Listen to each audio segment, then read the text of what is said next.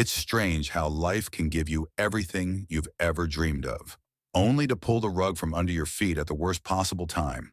I've known Emily since we were kids, literally. We grew up on the same street, rode bikes together, and were inseparable through school. By the time we were in high school, everyone kind of assumed we'd end up together.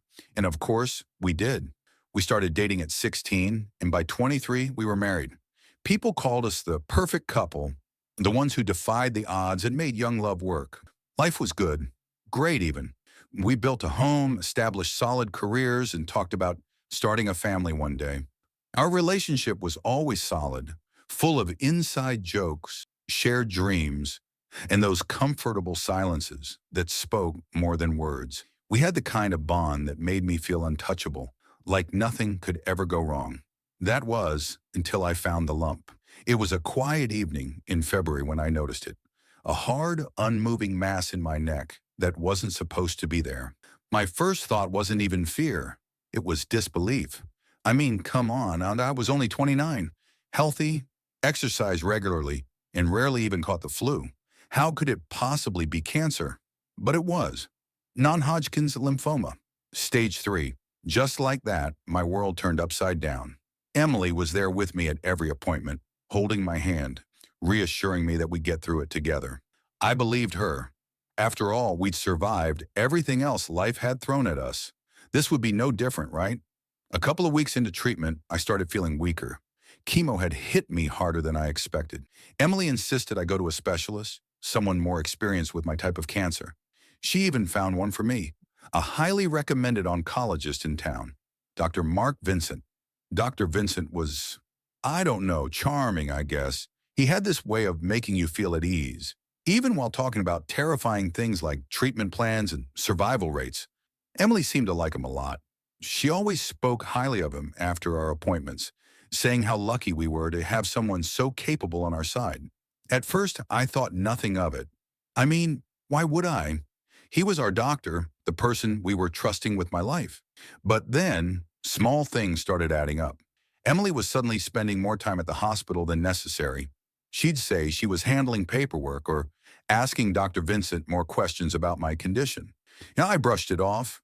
Treatment was complicated after all. Sometimes she'd come home late from the hospital, her excuses vague, but I figured she was just stressed. We both were. One evening, I was in bed recovering from a particularly harsh round of chemo, and Emily was at the hospital. Again, my phone buzzed with a notification. I barely had the energy to look, but when I did, I saw it was a message from Emily's phone. Except, it wasn't for me. It was a screenshot of a conversation. My heart stopped when I saw Dr. Vincent's name at the top. "I miss you," Emily had written. "Can't wait to see you tonight." His reply, "Soon, baby." I stared at my phone, my brain trying to comprehend what I was seeing. There had to be some mistake, right? Maybe they were talking about my treatment in some weird, overly familiar way? But no, the messages kept going. They weren't talking about cancer. They were talking about each other. I was frozen, staring at my phone as if it had just delivered a death sentence worse than the cancer. My mind refused to accept what was in front of me, but my gut twisted in a way that told me I already knew the truth. Emily was cheating on me, with Dr. Vincent, my doctor. It wasn't just the text that made me sick. It was the timing.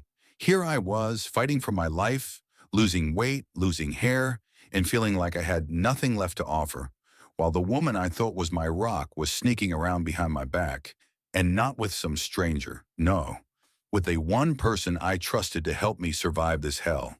My fingers shook as I scrolled through the rest of the messages, each one worse than the last.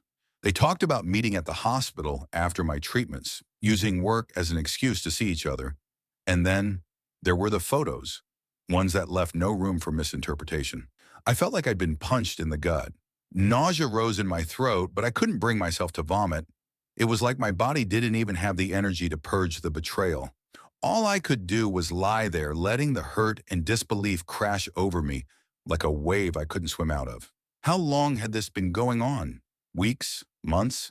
Was it before or after my diagnosis? Did the stress of my illness push her into his arms? Or had she already been with him when I first found the lump? I tried to remember the last time things had felt normal between us. but my memories were clouded by the haze of doctor visits, treatments, and constant fatigue. Emily had been my lifeline through all of it, or so I thought.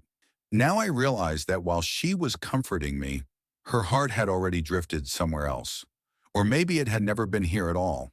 It took everything I had to put my phone down. I needed answers, but I didn't have the strength to confront her just yet. Instead, I let the tears come, slow, heavy drops that soaked my pillow as I stared at the ceiling, wondering how the hell I was supposed to keep fighting this cancer when the person I loved most in the world had just ripped out my heart. The next few days passed in a blur. Emily was still taking me to appointments, still asking Dr. Vincent all the right questions, still playing the devoted wife, and I was still pretending I hadn't seen the texts. Every time I looked at her, I felt a mix of rage and heartbreak that I couldn't even express. I wanted to scream at her, demand to know how she could do this to me, to us. But the words stuck in my throat. Confronting her would make it real, and part of me wasn't ready for that. So I waited. I needed proof. Something solid. I needed to know for sure what I was dealing with before I threw my marriage away.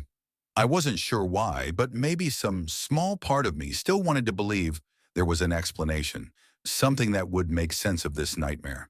But that hope vanished when I overheard a conversation I was never meant to hear. It was a couple of days later after one of my treatments. Emily and I were in Dr. Vincent's office waiting for him to finish up some paperwork. She told me she needed to use the restroom, so I sat in the exam room staring blankly at the motivational posters on the walls. You know the ones? Keep fighting and stay strong. They felt like cruel jokes in the moment. After a while, I realized Emily was taking longer than usual. Maybe I was just paranoid, but something didn't feel right. I got up, feeling lightheaded, and made my way toward the hallway where the restrooms were. As I approached, I heard low voices coming from around the corner. I wasn't trying to eavesdrop, but when I heard Emily laugh softly, I stopped dead in my tracks. It was Dr. Vincent. I couldn't hear every word, but I heard enough. "We'll meet tonight?" Emily asked, her voice hushed but unmistakably flirty. "Of course," he replied smoothly. "I'll come up with something to tell him. He's in no shape to suspect anything." I nearly collapsed right there. I had to lean against the wall just to keep myself upright. My ears were ringing, my vision blurred with disbelief and anger. It wasn't just some emotional affair. They were planning meetups right under my nose while I was fighting for my life.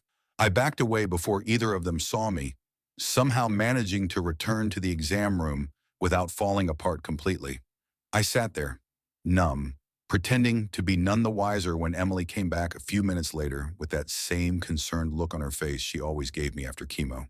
I wanted to scream, wanted to tear her apart with the same sharpness she had gutted me with, but I didn't. Not yet. I needed to plan my next move. That night, while she was fast asleep next to me, I started looking up divorce lawyers. The decision to file for divorce wasn't easy. I spent countless nights lying awake, staring at the ceiling while Emily slept beside me, trying to figure out if there was any way to salvage what we had. Maybe it was the chemo making me weak, or maybe it was just the raw love I still had for her. But a part of me kept clinging to the hope that this was all just some terrible mistake. But the more I thought about it, the clearer it became. This wasn't something I could forgive. You can't rebuild trust from ruins like these. She hadn't just betrayed me physically. She'd taken advantage of me at my most vulnerable. She'd smiled at me, held my hand, and whispered sweet reassurances while sneaking around with him behind my back. That wasn't love. That was cruelty. A week later, I finally made the call to a lawyer. Her name was Laura, and from the moment I started explaining my situation, she understood exactly what I needed. I was quiet, stumbling through the words, but Laura didn't push me. She listened, letting me vent before laying out my options. She explained that the divorce could be straightforward if I played my cards right, especially since I had evidence of the affair. When we hung up, it was like a weight had lifted off my chest. I didn't feel any better about what was happening, but at least I had a plan. A way out of the hell that had become my life. The hardest part was still ahead. I knew I couldn't keep pretending. I had to confront Emily and make it clear that we were over, that I knew everything. I'd rehearsed the conversation in my head 100 times, but every version of it ended with me either falling apart or screaming at her. The opportunity came sooner than I expected. It was a Friday evening, and we had dinner plans with some friends. Emily was getting ready in the bathroom while I sat on the edge of the bed, staring blankly at the floor. My phone buzzed on the nightstand. I glanced at it. It was another message from Dr. Vincent. It was meant for her, but she must have left her phone unlocked and on my side of the bed. Can't stop thinking about you. After tonight, my place, I'll make up an excuse if he needs me. That was it.